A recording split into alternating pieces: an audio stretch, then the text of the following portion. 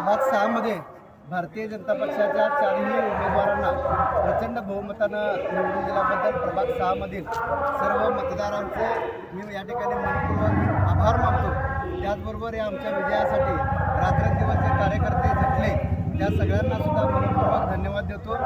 या निवडणुकीच्या निमित्तानं एक वेगळ्या अशा पद्धतीचं वातावरण या प्रभागामध्ये करण्याचा प्रयत्न झाला।